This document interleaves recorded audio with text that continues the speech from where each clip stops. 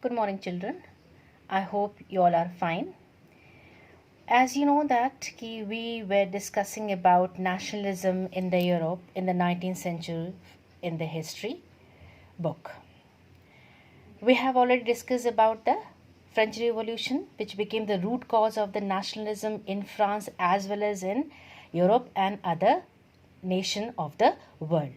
We have also discussed in previous lecture, lecture number 2, about the civil code or Napoleonic code of the 1804, and we have discussed earlier also that in 1799 French Revolution ended with the emergence of Napoleon Bonaparte, and in 1804 itself Napoleon Bonaparte became emperor. हम ये पढ़ चुके हैं previous lecture में कि किस तरीके से 1799 में फ्रेंच रिवॉल्यूशन समाप्त हुआ और 1804 को नेपोलियन बोनापार्टे ने अपने आप को राजा घोषित किया and he establish his monarchy rule in the France. So we have discussed in previous lecture about the merits of the Napoleonic Code of 1804, यानी नागरिक संहिता के 1804 के नागरिक संहिता के गुणों को हमने प्रीवियस लेक्चर में डिस्कशन किया था. जैसा कि आप सभी जानते हैं कि हर चीज़ के दो पहलू होते हैं, दो साइड्स होते हैं, दो पक्ष होते हैं, एक गुण और एक दोष. हमने गुणों के बारे में पिछले लेक्चर में पढ़ा था. अब हम इस लेक्चर में we are going to study now in this lecture we will study about the demerits of the Napoleonic code और सिविल कोड ऑफ 1804. अब हम 1804 के कोड के दोष के बारे में पढ़ेंगे. Now the first point of the demerit is the return to monarchy. Now the very first point of the demerit of the Napoleonic Code of 1804 is return to monarchy. Monarchy means राजतंत्र, यानी राजतंत्र में वापसी. यानी through Napoleonic Code, through Civil Code of 1804, Napoleon established his monarchy rule in the France. Now no doubt he had destroyed democracy in France. और उसने क्या किया था, इसमें कोई निसंदेह उसने फ्रांस में राजतंत्र वापस लाकर प्रजातंत्र को नष्ट कर दिया. Why? Because he believed in autocracy. क्योंकि वो ऑटोक्रेसी में बिलीव करता था. He believed his own rule. Although he introduced many reforms and many welfare programs for the people of France, but he wanted to establish his own single power, that is the राजतंत्र. लेकिन वो अपना single power स्थापित करना चाहता था और वो था राजतंत्र यानी मोनार्की रूल. जैसे कि राजतंत्र के बारे में आप पहले भी पढ़ चुके हैं. That is why he crowned himself as emperor in 1804. इसीलिए वो 1804 में अपने आप को उसने राजा घोषित किया ताकि वो अपने हिसाब से फ्रांस की बागडोर संभाल सके. Now the second point of the demerit is the compulsion to become soldier in French army by Napoleon. Now what is in this point? As you know that he was a leader, he was a military leader, so he wanted every male person of the France to be in the French army. मतलब ये कि वो France के सभी पुरुष वर्ग को France के सेना में देखना चाहता था. मतलब वो चाहता था कि जितने भी फ्रांसीसी मेल पर्सन हैं वो सभी फ्रांस के सेना में भर्ती हो जाए, यानी वो सैनिक बन जाए. That person should become French soldier. But how could be possible? लेकिन ये कैसे पॉसिबल हो सकता था? कैसे? इसका मतलब ये तो असंभव सी बात थी, क्योंकि every person was not able to become a soldier. क्योंकि हर पर्सन जो है एक ही फील्ड में, कोई ज़रूरी नहीं कि सभी पर्सन जो हैं वो एक ही फील्ड में आए. So a sense of dissatisfaction prevail, यानी असंतुष्टि की भावना जो है वो लोगों में फैलने लगी, लोगों में फैल गई अगेंस्ट द नेपोलियनिक कोड और against the civil code of 1804. Not only among the masses of the French but also among other European nations. लोग इसके खिलाफ होने लगे. जो लोग थे, जो masses, जो people थे, जो वहाँ की जनता थी, फ्रांसीसी जनता थी, वो नेपोलियन के विरोध में बोलने लगे. They started protesting against the Napoleonic views and Napoleonic Code of 1804. Now the next point is that his will and laws. Now what happened in this point? He wanted to establish complete rule of his will and laws. वो अपने नियमों को लागू करना चाहता था, मतलब अपने तरीके से फ्रांस में राज्य करना चाहता था. He wanted to establish his own laws, establish his own will, establish his own power. So, and next point is censorship. यानी censorship को हम कह सकते हैं प्रतिबंधता. यानी what he did, he brought censorship. उसने कई चीज़ों में censorship उसने लागू किया, प्रतिबंधता लाया. जैसे कि he followed the stern policy of punishment for those who were against him or his policies. यानी उनके लिए उसने सेंसरशिप प्रतिबंधता लगाई जो उसके खिलाफ और उसकी पॉलिसीज, उसके नीतियों के खिलाफ बोल रहा था. उसने कहा कि वो लोग या वो मासेस जो उसके खिलाफ बोलेंगे ना, तो वो सिर्फ ना उनको सज़ा देगा, बल्कि that person should be executed also. So the censorship he brought. And then next point is, that is the fifth point, expansion of the empire. Although he believed in rule, so in order to rule over the France, he began to expand his empire. Now he wanted to expand his empire, and in order to expand his empire, he began to send French armies in other European nations. Because he believed in expansion. क्योंकि monarchy rule उसने स्थापित किया था, उसने राजतंत्र स्थापित किया था, तो वो फ्रेंच एम्पायर को, फ्रेंच जो एम्पायर था उसको वो बढ़ाने के लिए उसने क्या किया, फ्रांसीसी यानी साम्राज्य के विस्तार के लिए उसने फ्रांसीसी सेना को यूरोप के अन्य देशों में भेजना शुरू किया, ताकि उसकी सेना जो है यूरोप के अन्य देशों पर जीत हासिल करे और वो उनको अपने अंतर्गत ला सके. So he started sending armies to other European nations in order to conquer those provinces which could be under his control. जिससे ये हुआ कि what was the consequence of that action, and what was the result of his action, his act. इसका क्या हुआ नतीजा कि Prussia, countries like Prussia, Russia, Austria and Britain, these four nations became against, they began to protest against the Napoleon Bonaparte and his civil code, his code यानी इस नागरिक संहिता के खिलाफ वो बोलना उन्होंने शुरू कर दिया. and they were not ready to accept the condition, they were not ready to accept the Napoleonic views. और they formed a group, उन्होंने एक अपना ग्रुप बना लिया जिसको हम कहते हैं प्रब. they formed a group which is known as प्रब, PRAB. प्रब means Prussia, Russia, Austria and Britain. and then they called as प्रब. उन्होंने अपने ग्रुप बना लिया and they started protesting against the Napoleon Bonaparte and his policies. अब वो उन्होंने ये चार देश जो थे वो उसके खिलाफ हो गए. एक अकेला नेपोलियन बोनापार्टे और उसके जो एनिमीज़ थे वो धीरे धीरे नंबर्स बढ़ते जा रहे थे उसके एनिमीज़ के. Now the next point of the demerit of the Napoleonic Code is that कि however in the areas conquered, the reaction of the local population to the French rule very mixed. यानी लोगों की मिलीजुली प्रतिक्रिया थी फ्रांसीसी शासन के प्रति. लोगों की जो वहाँ के लोकल पॉपुलेशन थी, लोग जो वहाँ पे रहते थे, जनसंख्या जो कुछ लोग थे वहाँ पे, जहाँ पे फ्रांसीसी सेना ने अपनी जीत हासिल की थी, वहाँ पे मिक्स रिएक्शन था फॉर द नेपोलियनिक कोड. यानी some agreed and some did not. So in many European countries, like French armies were welcomed as the harbingers of liberty. तो बहुत सारी यूरोपियन कंट्रीज़ में फ्रेंच आर्मीज़ को मतलब एक कहते नहीं कि आज़ादी देने वाले जो है वो उनके रूप में जाना गया. हार्बिंगर्स ऑफ लिबर्टी मीन्स कि जो आज़ादी का उपहार देने वाले, मीन्स कहने का मतलब है कि one who gives freedom as gift to somebody in slavery.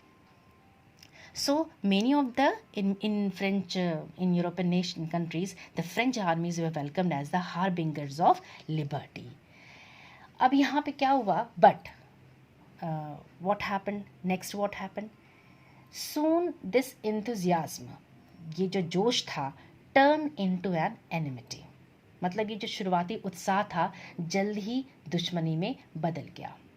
बहुत सारे ऐसे यूरोपियन नेशन थे जो शुरू में they welcome French armies as a harbingers of liberty. They realised कि उन्हें ये लगा कि ये तो फ्रेंच आर्मीज़ ये हमें एक नया सब्जेक्ट या नया तोहफा दे रहा है. क्या है? अपनी एक नई आज़ादी. They were giving the French, the Napoleon Bonaparte, the civil code of 1804 was giving.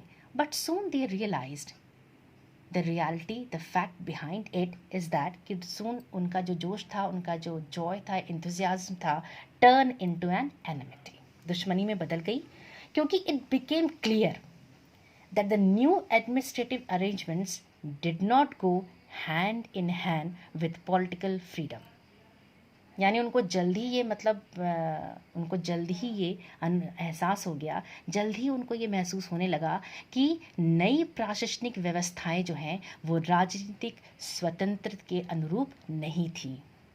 जितने भी नए एडमिनिस्ट्रेटिव रिफॉर्म्स थे या प्रशासनिक जो सिस्टम था वो राजनीतिक स्वतंत्रता के अकॉर्डिंगली या अनुरूप नहीं थे.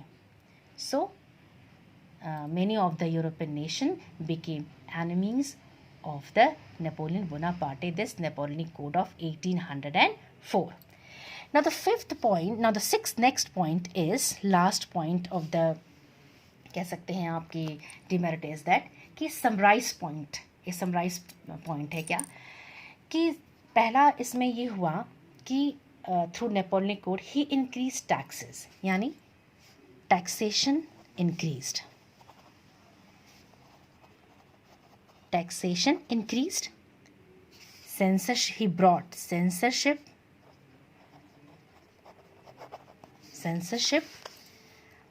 plus forced compulsion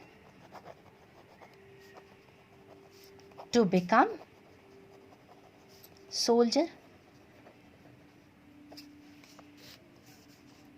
All these things were the outcome of the demerit of the Civil Code of 1804.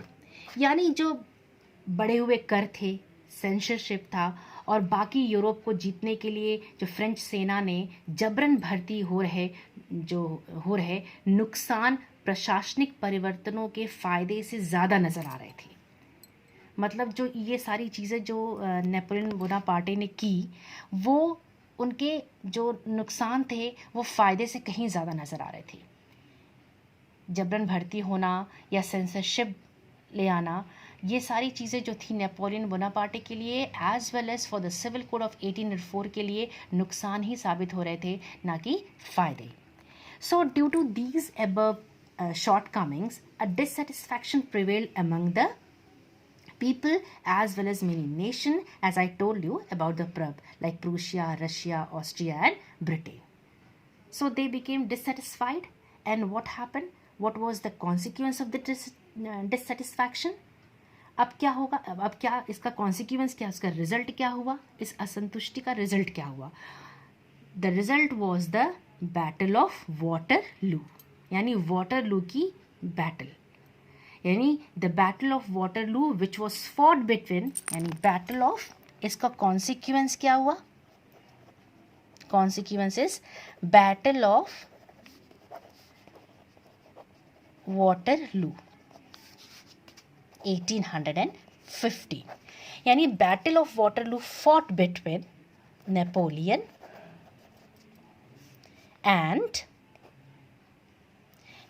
And PRAB, that is Prussia, Russia and Austria and Britain, fought in 1815. Now the consequence was that कि Battle of Waterloo fought between Napoleon Bonaparte and Prussia, Russia, Austria and Britain in 1815. Now, what is Battle of Waterloo? What do you mean? यानी कि what do you know about the Battle of Waterloo? ये Waterloo की लड़ाई है क्या? And why this battle was called Waterloo? Battle of Waterloo. Waterloo क्यों कहा जाता है इसको युद्ध? Now, Battle of Waterloo, so called because it was fought near Waterloo in Belgium. Belgium, जैसे कि you have heard about the country Belgium, वहाँ एक छोटा सा प्रोविंस है, क्षेत्र है जिसको वाटरलू कहते हैं. That battle was fought in Waterloo in Belgium, and Belgium a part of the United Kingdom of the Netherland. ये नीदरलैंड का एक पार्ट है. And this battle marked the end of the Napoleonic wars. और यही battle जो था, वो battle of Waterloo of 1815 जो था, उसने क्या किया? नेपोलियन युद्ध की समाप्ति की. मतलब कि वाटरलू की लड़ाई से नेपोलियन युद्ध की समाप्ति हो गई. How? Because in this battle the group of the nations, European nation like PRAB, they defeated Napoleon. उसने क्या किया? नेपोलियन को हरा दिया. अब नेपोलियन जो था वो हार चुका था, एंड बैटल ऑफ वाटरलू में Napoleon defeated by PRAB, means Prussia, Russia, Austria and Britain. In this battle of Waterloo Napoleon Bonaparte defeated by the PRAB. अब now what was going to happen? अब क्या होने जा रहा था कि अब जो था, Napoleon was defeated and Prague became victorious nations. They became victorious group. Now the victorious countries like Prague met at Vienna. Vienna में they met these countries, these four countries, they met at Vienna. Vienna is the capital of the Habsburg Empire. वहाँ पे Habsburg empire में vena एक छोटा सा Habsburg, the Vienna is the capital of Habsburg empire. वहाँ पे ये क्यों वहाँ मीटिंग हुई? Why they met at Vienna? To discuss the future of the Europe. Europe के फ्यूचर के बारे में दे मेट एट वेना. अब उनके पास, इन विक्टोरियस नेशन के पास एक टॉपिक हो गया था, एक मैटर आ गया था, एक मुद्दा मिल गया था उनको कि अब जो है, चूँकि नेपोलियन बोनापार्टे जो थे वो हार चुका था, अब उसकी नेपोलियनिक कोड 1804 जो है वो पूरी तरीके से धराशायी हो चुकी थी. तो अब उनके सामने एक ये प्रॉब्लम थी, एक ये इशू था कि how and in what way the future of the Europe could be या वुड बी इम्प्रूव्ड. अब क्या होने जा रहा था? दीज नेशन जो है, these Nations, which nations? Prague. These nations collectively defeated Napoleon, so they assembled at Vienna to discuss about the settlement for Europe. Through which? Through Treaty of Vienna Congress. They met at Vienna, and that meeting was called the Treaty of Vienna Congress. Now, here the Treaty of Vienna, अब जो है आपकी Napoleon Bonaparte was defeated by PRAB, and now the victorious nation came out with new policies, with new issues, with new discussion, and they met at Vienna, the capital of Habsburg Empire, to discuss about the settlement of Europe, and that meeting was called Treaty of Vienna Congress. Now children, in next lecture we will stop here, and in next lecture we will discuss about the Vienna Congress, Treaty of Vienna, and what was the Treaty of Vienna. We will discuss in next lecture, and what were the condition in this treaty, and how this treaty became successful in the France, or to spread out the nationalism in France as well as in the Europe. We will discuss about all these points in our next lecture. So take care of yourself and your family, and be safe and be at home. So goodbye and thank you.